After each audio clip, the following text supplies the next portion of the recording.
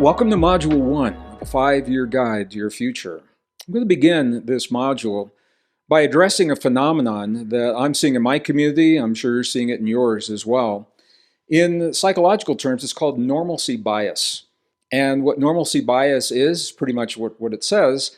It's when we are faced with so much change happening so quickly in such a brief period of time, there's a tendency to discount the change, to discount the fact that it's even happening.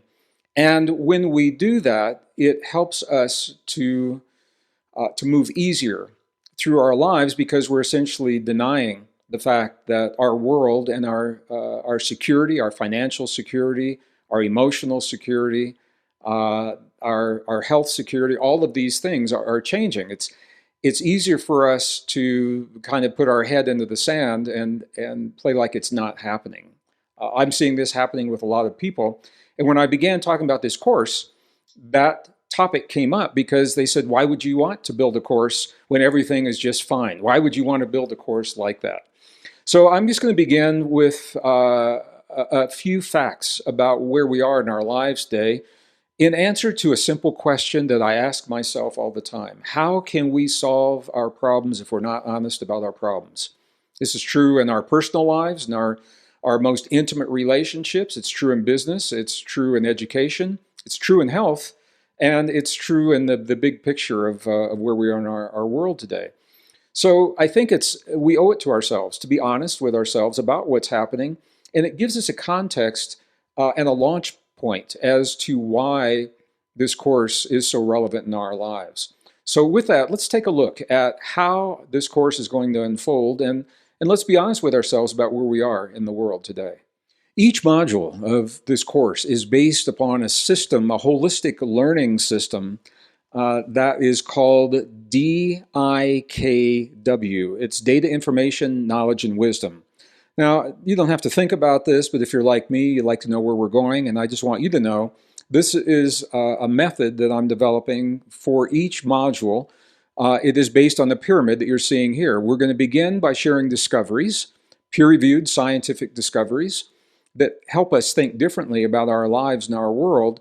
It's not enough just to know. How do we apply that in our lives? Then we will take those discoveries and apply it with actions or applications or techniques that we can use immediately. And that will round out that module, and then we'll go back to the next module and do it all over again. So this is how we're going to address these topics. And I'm going to begin with a simple question that I asked in the introduction. How can we solve our problems if we're not honest about the problems? Well, I want you to know it's not your imagination, that the world is very different now. Now is not business as usual, that we are living a time of extremes, not just random extremes, they are converging extremes. And discovery number one, I want to take a look at what these extremes are and what they mean in our lives. So they include things like financial extremes, economic extremes, energy extremes, climate extremes, health extremes. Let's take a look at financial extremes just quickly.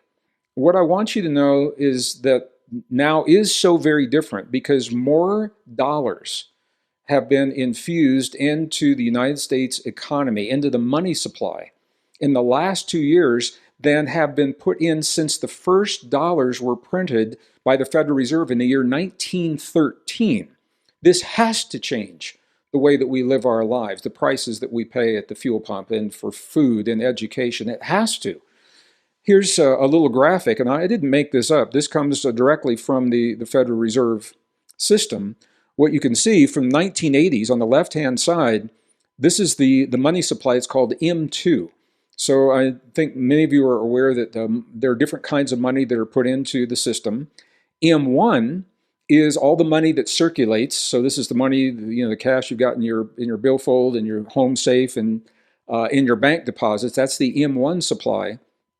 M2 is M1 plus the savings and money markets and mutual funds less than $100,000. So this, in other words, it's money that we can get to pretty easy. This is called the M2 supply. So if you look from 1980s up until the year 2020, what you can see is it was pretty, I mean, there were some ups and downs, but all of a sudden, in the year 2020, we just went exponential, and you can see that. And for greater context, I'm going to show all the way back, look at this, back into the year 1920. You can see where that money supply is. Now, what does that mean? Why is it important? Here's the reason it's important. Every dollar that is printed by the Federal Reserve and put into circulation, it means that there are more dollars out there. Of course, what that does is it lessens the value of every dollar in existence. It dilutes the money supply, decreases the purchasing power, and that means we've got the highest inflation rate that we've had in 41 years. In June of 2022, that inflation rate was at 9.1%. We haven't seen that in over 40 years. We have a generation of young people that have never seen anything like this before. They don't know that this is something that can happen when money is managed in the way that we're seeing it managed in our lives right now. So I'm not going to talk about why the money is being managed the way it is. What I want you to know is that financially, this is no time where this is business as usual. We are living something extraordinary, and it's only beginning right now. One of the reasons we're seeing this problem is because of the debt. Right now, America has the highest debt in the history of our nation. We actually owe $31.24 trillion. This is the U.S. debt clock that you're seeing on your screen right now. And between the time this image was captured and when I'm putting this together, you can see the discrepancy. It was 30 trillion, 30.8 trillion when the screen capture happened. It's now at $31.2 trillion. That number is so big, and what does that even mean? You know, and why do we even care? Well, here's another chart from the Fed showing what this debt looks like and what this means right now. You can see it's just under $32 trillion. What that means when you look at this is when you take that debt and you compare it to the money that's produced, what's called the GDP or gross domestic product. If we were break even, we'd be 100%. We're now at 124.45%. The debt is 124.45% of the GDP. What that means is we owe more than we're making. If that were you and me in a company that we had, or if you were balancing your checkbook, that means you would be overdrawn by that amount. So the economy is in a place right now that we've never seen, where we owe so much money and so much is being printed, diluting the value of what's already out there, that it changes the way that we live and plan our lives. It changes the way that we plan for our retirement, for our future, for education funds. It changes the monthly household budget in terms of the money that we are able to spend on food and on medical care and insurance that's skyrocketing, medical insurance. And energy. And so I want to acknowledge that, because I've had people say to me, oh, Greg, you know, we've had problems with the economy before. It'll always go back to where it was, because it always does. Something is broken right now. And honestly, I don't know how we can walk this back. I don't think we can. And I think that's why we're looking at the doorway to a new financial system and a new economy. Energy is part of this. You cannot separate the energy that runs the world from everything else that is happening right now. At present, our energy for the last 150 years or so has been dependent upon fossil fuels. Now, there are other methods of producing the energy, but I want you to see exactly what this means. What the world needs is a reliable source of base load energy. Base load means it's constant no matter what the temperature, no matter what the weather, no matter what's happening. All right. So the global consumption in the year 2020, I want you to look at what we're seeing here. Renewables were only about 12.6% of that. Coal is still 27%, oil 31%, natural gas 24.7%, and a little bit of nuclear in there at 4.3%. So we can dream of renewables replacing these things, and I'm going to show you in this course why that is not a realistic dream and what our options are for things that are realistic that we're simply not being told about. But I want you to know that the energy extremes that we're seeing right now, the world depends upon fossil fuels right now. 83.1% of our global energy supply presently is from fossil fuels. And you can see the renewables that are there. When you break those down, that 12.6%, most of it's hydro. Only 10%, almost 11% is solar, almost 20%, or a little over 20% is wind. Those are not reliable sources of base load energy, and we'll talk about that in an upcoming module. I want to talk to you about the climate extremes. Climate is important. I'm a geologist, and I've been talking about this for over 40 years. That we can expect climate change because climate change is cyclic.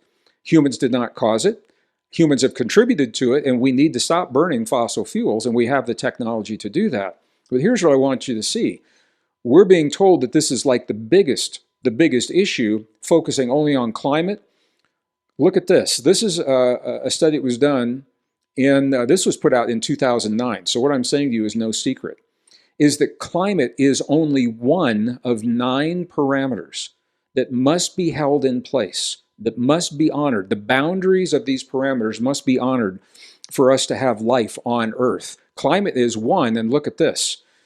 Look at this. We've already crossed 3 of the boundaries, and climate is not one of the ones that is off the chart.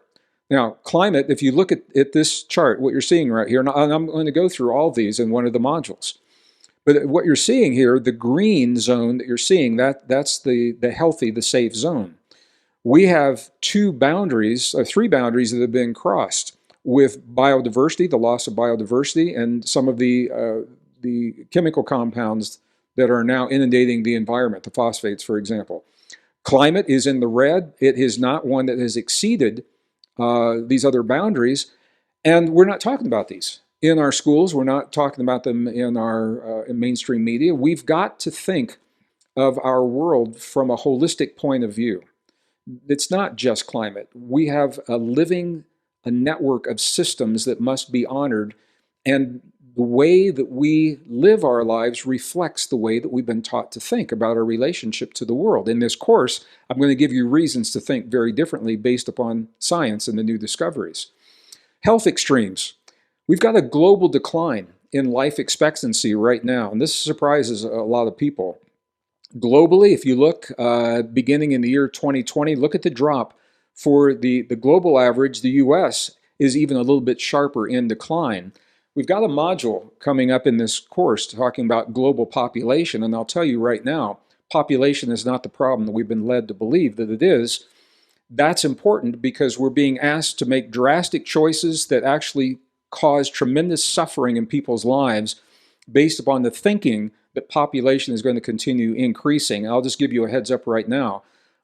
We are in trouble in terms of a species because fertility rates are dropping, sperm counts are dropping, pregnancies are declining, and what is called the replacement rate of humans, the number of people we have to birth every year to offset the number of people dying, that replacement rate is, we are under the curve on that replacement rate. More people are dying than are being born because the fertility rate is dropping so quickly. The question is, are we going to be able to even maintain any kind of a global balance? And as I said, I've got a whole module coming up on that. So the whole point, these extremes and others, they are real. It's not your imagination. And the normalcy bias in our neighbors and a lot of my friends, and certainly in the media, tend to discount how important and how connected these things are. The extremes are creating uncertainty in our lives and chaos in our lives. And it's happening in America. It's happening all over the world. I just came back from a tour in Europe, and many European cities were having protests, stopping transportation, shutting down the cities to let their leaders know they're not happy with what it is that's going on. That's chaos. So the extremes are causing uncertainty and chaos. And here's why that's important, because that uncertainty and chaos keeps us in fear. If you're shown a world of uncertainty and chaos and no way to remedy that, your nervous system is kicked into high gear in fight or flight. And this is being reflected in the healthcare system of the increases in inflammatory conditions, hypertension, high blood pressure, heart conditions, all those things. It keeps us in fear. Fear actually programs our biology. It programs our bodies. the way our bodies and our body systems function, our psychology. It programs our DNA at the very core of life. So this is why this course is so important, because we respond to the fear based upon the way we've been taught to think about ourselves and our relationship to the world. What we have been taught is that we are powerless victims of a world that we have no control over. The whole thing comes down to what we call our story. So I want you just to really think about how important the way you think of yourself really is, the power of your story. You live your life, every moment of your life, you live based upon the way you've been taught to think of yourself. Every problem that comes to you, that comes to your family, whether it's a little problem, you're taking the kids to soccer, there's a road is blocked and you have to find a detour. The way you find that detour is based upon the way you think about yourself and your relationship to the world, to the big problems of health and finance. Every relationship that you've ever had or you ever will have is based upon your story. The way that you think about yourself, your self-worth, your value, your esteem, the way you heal your body in the presence of a pandemic, in the presence of aging, in the presence of toxins in the environment. It all comes down to your story, the way you've been taught to think. Your political choices, who you support, how you vote, based upon the way you've been taught to think. Your very power, the power that you're going to see from this course that you have at your fingertips, or more accurately, that you have in your heart, and the ability of your heart to transcend the physics that have governed so much of your body in the past. Your ability to embrace, acknowledge, and accept that power, it's all based on your story, the way you've been taught to think. So you can see, if you change your story, you're going to change your life. But if you change our collective story, what do you think is going to happen? And if you say you're going to change the world, you're right on, and we're thinking along the same lines. We're going to change the world based upon the way that we have thought of ourselves and our relationship to that world. So the question becomes, how have we been taught to think about our world? I'm going to identify the discoveries in each module with a slide like this so that you can take notes. And then if you have questions when we do the mentoring sessions, you can ask me, Gregg, discovery number 1, module 1, however you want to do this. So discovery number 1. The traditional story, let's start at the very beginning, says that we live in a world of competition and conflict, that we live in a world of scarcity, and that somebody's got to lose in this world for other people to win. It's called zero-sum thinking in game theory. Now, we're conditioned to believe this. I'm not saying that these words were used to teach us, and I'm not saying that we think about this or talk about the dinner table every night, but this is the underlying vibe. This is prevailing thinking in our lives today, that someone must suffer for others to thrive because there's not enough to go around. I'm going to tell you right now that's not true. Absolutely not true. And you'll see why through the modules that we're exploring. But let me give you a couple of examples. In zero-sum thinking, in negotiation, for example, it's the belief that two people cannot come out as winners, that mutual gain is not possible. In society, it's the belief that more resources for one group means less for others. In relationships, it's the belief that there can only be a winner and a loser. None of these are true. None of these have to be true. They can be true depending upon the choices we make, but they don't have to be true. And I'm going to tell you right now, I believe as a scientist, and the evidence supports, it's possible to raise the standard of life and living for every human living on the earth today without attempting to eliminate or control populations, without depleting the resources that are vital to us, using new thinking and new technologies and implementing them in our lives. Where does this old thinking come from that says somebody's got to suffer? Well, it's based upon an obsolete story that begins, discovery number 2, the thinking of Charles Darwin, that we're the product of random mutations, lucky biology, that we just happen to have been the species that has triumphed over all other species. I have to show the chart that you're seeing on the screen because people ask me about it if I don't. We've all seen this, the evolutionary tree of life. We as modern humans are in the upper left-hand corner, the red circle. The green lines connect us to other forms of life that we have been taught, we descended from or evolved from. The problem is the evidence no longer supports this story. The evidence doesn't support it. You can see the lines aren't solid. They're broken lines because they are inferred or speculative relationships. There is no physical evidence, no fossil evidence to support these relationships. But here's the implication. If you believe that we're the product of these random processes, then where's the specialness of life? It becomes acceptable to think that human life is ours to exploit. Human life is ours to dominate, to control. Human life is ours to give, and human life is ours to take. And we live in a world where this thinking is pervasive right now. And you see where it is led. So the fundamental rule of nature in this thinking is what Darwin called survival of the strongest. And I'm going to be very clear. He actually used the word survival of the strongest originally. Later, he changed those words to survival of the fittest. But the original word, survival of the strongest, this is important because it tells us, it gives us insight into his thinking. All right? In his book, Origin of Species, he tells us in his own words, I'm just going to read this to you, of what he believes is the underlying principle in nature, the fundamental rule of nature. So he acknowledges, he says, it may not be a logical deduction, but it is far more satisfactory to look at the instincts, such as ants making slaves of other ants, as small examples of one general law leading to the advancement of all beings. That law is multiply, vary, let the strongest live and the weakest die. This is Darwin's thinking, and it was adapted into some of the most horrific thinking and social policies in the 20th century, including Chairman Mao's thinking, including what happened in Cambodia, including what happened in the Holocaust in Europe in the middle of the 20th century. They all reference Darwin's thinking in their papers, saying, let the strongest live and the weakest die.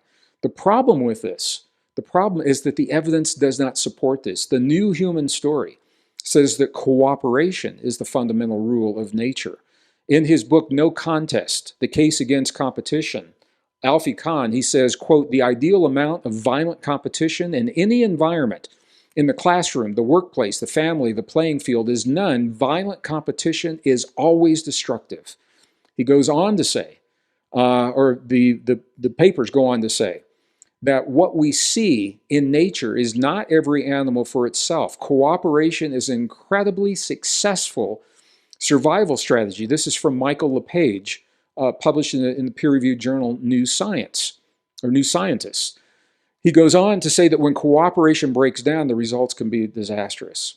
And we have seen that. We've seen that in the world. So the new human story is that nature, the fundamental rule of nature, is based upon cooperation, not competition. The new human story tells us that Darwin's idea of evolution is not and cannot be our story. It cannot be the story because the evidence doesn't support it. And when I say the evidence, I mean the physical evidence, the fossil evidence, the cultural, the genetic, the archaeological evidence. None of them support Darwin's theory of evolution, yet it's still being taught in our schools. It's still being taught to our young people today.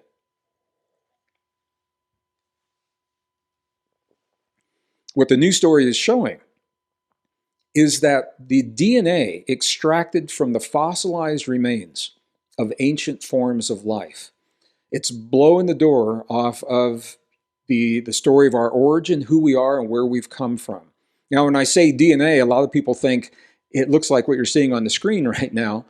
We now have the ability to extract DNA from the fossilized remains of ancient forms of life, including those that we used to believe were our ancestors. It doesn't look like DNA buried in rock like you're seeing here. I'm going to show you. This is an actual image of the DNA, fossilized DNA. And what this means is that we can compare the genome of ancient forms of life to ours today to look for the similarities and or the differences. And that's how we know we are not the descendants of Neanderthal, for example. We didn't descend from Neanderthal. We shared the earth with Neanderthal, interbred with Neanderthal. That's why we still have some Neanderthal DNA in our genome today, but we didn't descend from them, nor do we descend from the other forms of life that we're looking at. Now, what we do know is that we appeared on Earth. Modern humans, what are called anatomically modern humans, appeared on Earth about 200,000 years BP, before present. That's accepted in the scientific community. We haven't changed. The genome tells us that we haven't changed in 200,000 years. We look pretty much today like we would have looked 200,000 years ago, what are called anatomically modern humans, or AMH, when we emerged. This is a very, very different way of thinking. It means that we emerged with everything in our DNA then that we have today, that we emerged with this extraordinary potential that we're only beginning to realize, we're only beginning to understand. So the question is, what gives us our humanness? What happened 200,000 years ago that set us apart from all other forms of life? Well, discovery number 3 gives us one of the answers. There are many answers that I could offer here describing the extraordinary mutations that were in our genome when we appeared 200,000 years ago. I'm going to zero in on one of the most profound. Some of you have heard me speak about this before, maybe human chromosome number 2. Chromosome number 2, it's the second largest chromosome in our DNA. It's about 8% of the DNA in the nucleus of every cell of our bodies. It has about a little over 1,200 genes. One of those genes is responsible for our brain size. We emerge with a brain 50% larger than our nearest primate relatives. And the neocortex that you're seeing in blue, there's a gene called TBR1 that is responsible for about almost 80% of that neocortex volume. And that neocortex is what's important, because the neocortex is what gives us our capacity, our human capacities of emotion and sympathy and empathy and compassion, the ability to self-regulate our biology that we'll explore through this course, as well as the ability to access deep states of intuition on demand. All that's possible because of human chromosome number 2 and more. So we wouldn't be who we are without it. Where did it come from? Scientists know the answer, and it is difficult in the scientific community to really talk about this, because this is peer-reviewed paper, Proceedings National Academy of Sciences from the USA. The volume is called Genetics. And what it says is our chromosome 2 is the result of an ancient fusion, a mysterious fusion of pre-existing chromosomes. And you can see it on your screen right now. I'm circling the pinch point where that fusion actually happened. A fusion of 2 pre-existing chromosomes with genes that were added and deleted and silenced after that fusion happened to stabilize that fusion. The point is, all of this happened in a way that cannot happen naturally. Something intervened. There was some kind of an intervention that is responsible for this and other mutations that I'm not even talking about here. They all happened at 200,000 years ago, and they cannot happen under natural processes. Today, the only way we know about this kind of fusion is through what's called gene editing, and it looks like human chromosome 2 was gene edited. Now, if you're not familiar with gene editing, I want to just give you a quick idea. What you're seeing on the screen is actually a gene editor. It's like a word processor where you bring the DNA up on the screen. You can cut and paste genes into different parts of the DNA to accomplish different outcomes, different colors of eyes or hair or bone density or muscle, fast muscle, slow muscle, eye color, all kinds of things that now we can do through gene editing. What you're going to see on the screen, I just wanted to make this real, is the first time that the first image of gene editing was captured from a technology called CRISPR gene editing. It was introduced in the year 2012. So what you're going to see here, this is CRISPR gene editing. I'm going to circle this. There you're seeing that bright spot. It's there. Now it's gone. I'm going to run this through the loop again so you can see it. It's there. It's there. It's there. Now watch. It's going to disappear. Right there. It's gone. That was a gene that was just edited out of the genome sequence. So human chromosome number 2 appears to be the result of something that accomplished that. I don't know that it was CRISPR, but something like that. And the question is, who or what is responsible for that? And for chromosome 7, that gives us the ability for complex speech and the ability to sing, and other chromosomes in our bodies. Who or what is responsible for these extraordinary mutations that occurred 200,000 years ago that give us, literally give us our humanness?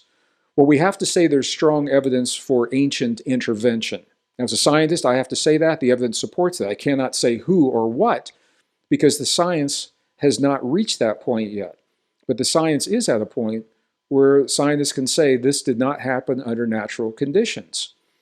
So now I'm going to shift gears a little bit, and this module is going to be a little longer than the other modules. I don't want you to think every one will be as long as this one. But I think it's important here. If we're talking about our story, we've got to get the big picture. When we look at the DNA that gives us our extraordinary potentials, our humanness, and these qualities of sympathy and empathy and compassion and the ability to make judgments based upon our values of love and forgiveness. To the best of our knowledge, no other form of life has those. So where did they come from? Who is responsible for these extraordinary genetic interventions? Well, if in fact there is an intelligence underlying these interventions, and I personally believe that there is an intelligence, and the evidence suggests that, where would the secret of our origin be kept? If something happened 200,000 years ago, some record would be kept somewhere. Do you think it would be in a book that could be destroyed, that could be burned or disintegrate over time, or lost in a flood or an earthquake or a fire? Or would that secret be etched into a temple wall that could crumble over time, or could be inundated by rising sea levels?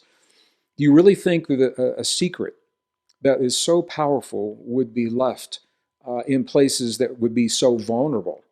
Or is it possible that the secret to our origin could be within the code of life itself? Is it possible that the secret of our origin and who or whatever is responsible for those genetic editing sequences could be within us? Are we carrying a message from who or whatever is responsible for that? Well, this is discovery number 4. It opens the door to a question: how could you even store information in DNA? How can data be stored in DNA? So I'm going to go through this really quickly because I want you to see how it's possible and how it can apply to us. In the year 2004, I released a book called The God Code, where I detailed my work as a computer scientist specializing in software that uses pattern recognition to look for patterns in nature. So that was my job in 1980s when I was working in the industries. I was a senior computer systems designer building pattern recognition software. I took those principles, applied it to the human genome, released a book in 2004. I'm going to detail what was found in just a moment. What I want you to know, that was 04. 2007, Japanese scientists released this study saying that it was possible to store information in DNA, in genetic sequences. This is Professor Masaru Tomita. He headed up a team at Keio University. And what they did, I'll just encapsulate it here. What they did was they stored a small amount of information in DNA and bacteria, and then they allowed that bacteria to go through a number of generations, approximately 60 generations, then pulled the information out to see if, number one, it was preserved, number two, if it was intact. So here's what he did. The first message that they encoded was Einstein's theory of relativity, E equals mc squared, and the year that his paper was released, 1905. They encoded that into the DNA of the bacteria, allowed the bacteria to live and reproduce through many generations, approximately 60, and then they pulled that information out. It was preserved, it was intact. Now many papers are out there talking about DNA as a medium of storage. So first, how is it possible? I just wanted you to see this. It's very simple. If you take a digital file like you have on your computer, a Word document, MS Word or something like that. That document, the letters of those words actually are shorthand representing information that the computer recognizes in binary code. These are longer sequences of information. So when you type the letter A, B, or C, you're doing a shorthand for a longer code. That code has been adopted universally. And there's a standard called ASCII, A-S-C-I-I, the ASCII standard, so these codes are universal across all computer platforms. Well, that binary code then can be converted into chemical code that makes up the DNA of the human body or of any carbon-based life. So we are made of hydrogen, nitrogen, oxygen, and carbon, and that is a chemical code. So that chemical code is then inserted into the DNA of the bacteria. So this is how information can be stored in bacteria. When you want to read the information, what you do is you just reverse the process. You go into the DNA, find out what the sequence is, convert it back to binary code using ASCII standards. Then you have the letters that you read, like you read the letters on the pages of a book. So this is how it happens. So the question is, has it happened with us? Could this be what has happened with us? Discovery number 5, the answer is yes. And I'm going to walk you through this very, very quickly so that you can see, because what this tells us is a way to think of ourselves that is so profound when it comes to our story. Remember, this is what we're doing in this module. The way we respond to life, it's based on our story. This is a very, very powerful piece of our story. When you think of the cell traditionally as from a biological perspective, what we're told is here's a cell, and in the nucleus of the cell is the chromosomes, and the chromosomes are made up of long strands of DNA that you can see there. There's the DNA, and the DNA is made up of genes. There you're seeing all the genes. This is the way we've been taught to think about life. So this is from a biological perspective. Now I'm going to invite you, and this is where I really appreciate your trust, and I appreciate your willingness to cross those traditional boundaries. Because I'm going to invite you to think of this from an IT perspective, an information storage technology perspective. What if every cell, instead of thinking of it as this gooey, sticky, mushy stuff that makes up our bodies, what if that cell is really a library of information? And in a library, what you store in a library are books. So what if the chromosomes in every cell are books? And what if those books, the chromosomes, are made of the DNA? What if the DNA is the chapters of the book? And what if the genes that make up the DNA are the paragraphs and the sentences? Well, I know this is a very different way of thinking. And this is the way I was thinking when I began the research project 20 years ago as a computer scientist, thinking about life from an IT perspective. Now, I personally believe that this is precisely what's happening, and that personal belief was what drove me to use the science to see how this could be possible. So what I'm going to invite you to do now is to think of this. If this is true, if the cells in our bodies are libraries containing books, every book before the first chapter of the book is typically a preface or a foreword or an introduction.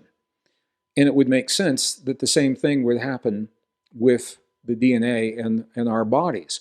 The average human body has about 50 trillion cells. Every one of those cells holds a component of DNA. It means that within each cell of our bodies, we have the introduction to the information that we're about to explore. What would that introduction look like? This is where I had to cross the traditional boundaries of ancient knowledge, ancient texts, the best science of the modern world, to decode that message in our cells. So, discovery number 6. It's going to look kind of like Biology 101 just for a second. All the DNA in our bodies is made of what are called 4 DNA bases. Those bases are abbreviated as C, T, A, and G. They stand for the chemical bases that we see often in movies. For example, there's a movie called Gattaca a few years ago about a genetic sequence that some people had, and in this very dystopian, futuristic film, there was a lot of controversy about what capabilities those people had and whether they were desirable or not. But it was all based on what you're seeing right here, the computer code that you're seeing. CTAG and different combinations of that is what makes up our bodies. Well, the CTA and G stand for the bases. C is cytosine, T is thymine, A is adenine, G is guanine. And when you begin looking at these from a chemical perspective, so what is it that makes thymine? Thymine is made of hydrogen, nitrogen, oxygen, carbon. Guanine, same thing. Cytosine, the same thing. Adenine, the same thing. They're all made from hydrogen, nitrogen, oxygen, carbon, but look at this. They're different numbers of hydrogen atoms. 6 hydrogens in thymine, but 5 in guanine. 2 nitrogens in thymine, but 5 nitrogens in guanine. So you can see it's different amounts of hydrogen, nitrogen, oxygen, carbon that make these DNA bases. So it's fair to say that all life is made from these elements of the periodic table: hydrogen, nitrogen, oxygen, and carbon. So we can go to the periodic table, and here they are. No mystery, no secret here. So what we can say from a scientific perspective is that all life is made through these elements, and these elements are expressed as words and as numbers. Okay, words: hydrogen, nitrogen, oxygen, carbon. Numbers: we've got all kinds of numbers: atomic weight, atomic mass, valence numbers, all kinds of numbers we can use to express these. Now here's where it gets interesting, and where you've got to cross those traditional boundaries, because ancient traditions tell us the same thing in a different language. In one of the most mysterious of the ancient books, a book called Sefer Yetzirah, that is literally called the Book of Creation. It's a mysterious book. It's only about 1,000 lines in length. It's been translated once into English. It is a mysterious book even in the ancient Hebrew tradition. It says the same thing, that all life is created through words and through numbers. Everything is created. So what I began to do as a physicist, a mathematician, is go back and look at what this means. Every alphabet that is known to exist throughout human civilization, from ancient Sanskrit and cuneiform to the Greek and even the English alphabet, they've always had numeric equivalents linked to every letter. Numbers that represent the letters. We don't know where those numbers came from. They are consistent, they never change, and they give a deeper meaning to what those letters can actually mean. So as a scientist, I'm going to invite you to look at this, the common link between the modern elements and the ancient words. The ancient text says human creation was described as word and number. Modern science, periodic table, says creation is described as words and numbers. We're talking about thousands of years separating us from these ancient texts, and the words can change over time. But guess what doesn't change? Guess what is stable? The words can change, but the numbers don't. So as a computer scientist, this was my cue to find the link. What numbers link the ancient text with the periodic table? Well, there are lots of numbers that represent every element, and you're seeing some of them here: atomic radius, weight, boiling point, oxidation state, specific heat, atomic number. All of these represent every one of those elements you can describe through these numbers, and it took me a number of years to go through these manually. Again, this was back in the 80s is when I was doing this.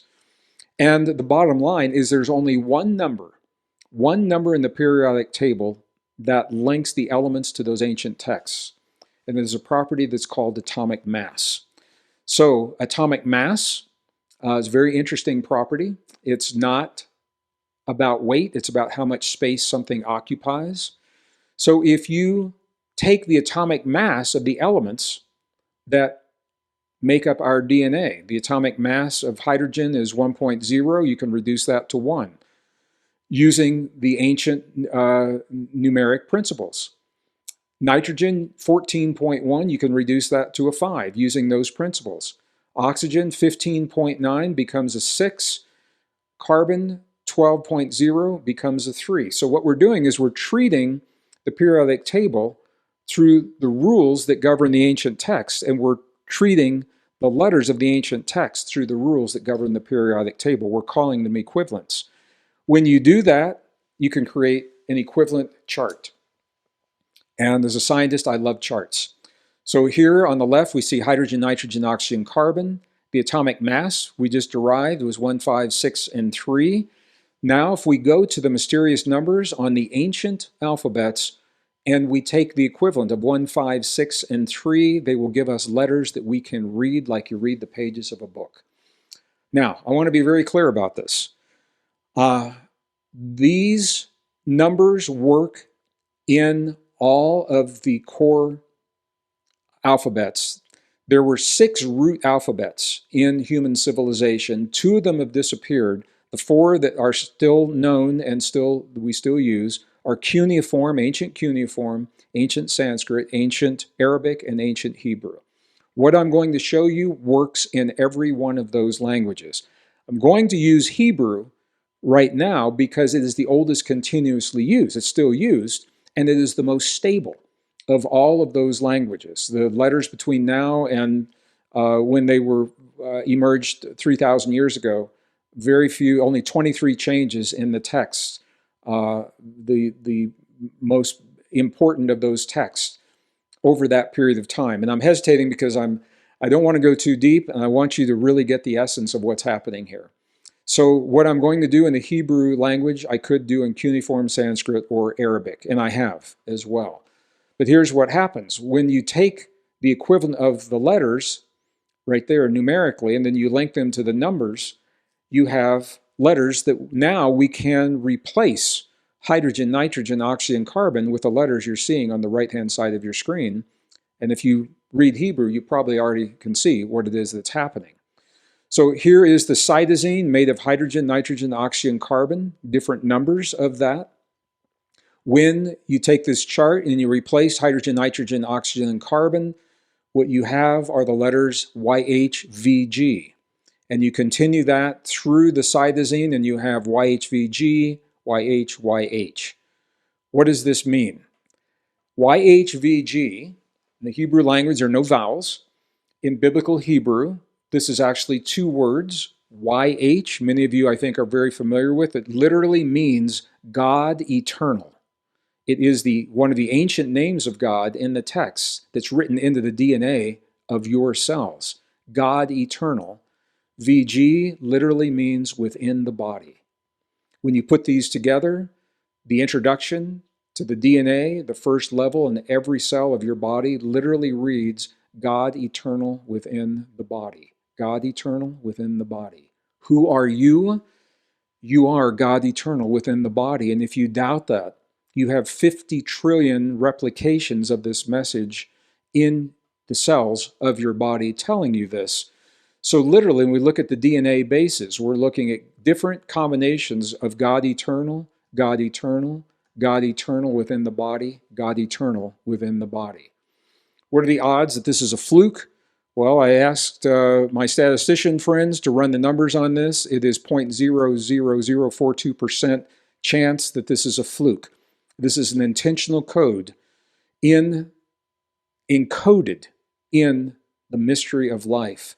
It makes perfect sense to me that if we are the product of some intervention that is responsible for human chromosome 2, for our empathy, sympathy, compassion, self-regulation, for our ability to love and forgive, that who or whatever gave us those abilities would have left a code telling us who we are.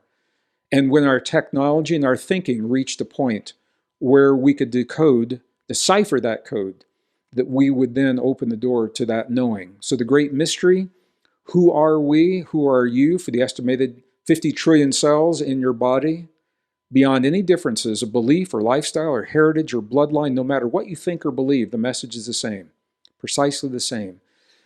When we believe our differences are so great that there is no way to bring us back together, this code holds the key because it's the same in all humans. We are God eternal within the body. God eternal within the body. What does that mean for us today? This module, again, it's a longer module. The other modules won't be this long. But I wanted you to have this because it changed the way we think about our story. All right?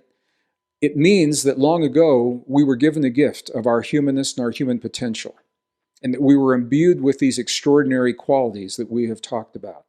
In a world that is changing faster than we have been conditioned to accept in ways that we've never been prepared for, if we can bear in mind that we are God eternal within the body, that changes the story, that changes how we respond to the world around us. So what I'm going to invite you to do as I close out this module, number one, how do you feel about this evidence? When you see this, God eternal within the body, how does that make you feel about you and about your relationship to the world around you and your relationship to yourself?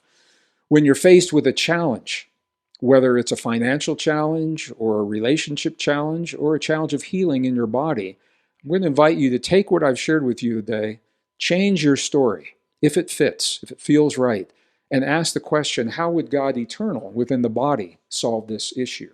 And I think you'll be amazed at how empowered you feel to approach the challenges in your life in new and healthy and life-affirming ways.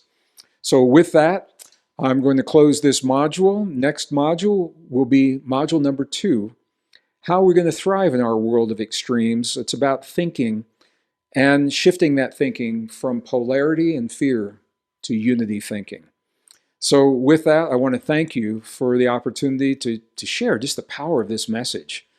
It's so extraordinary every time I share it. I am changed in the presence of this message. And I believe that you will be as well if you allow that message into your heart. Thank you so much for sharing module number 1, and I look forward to seeing you in module number 2.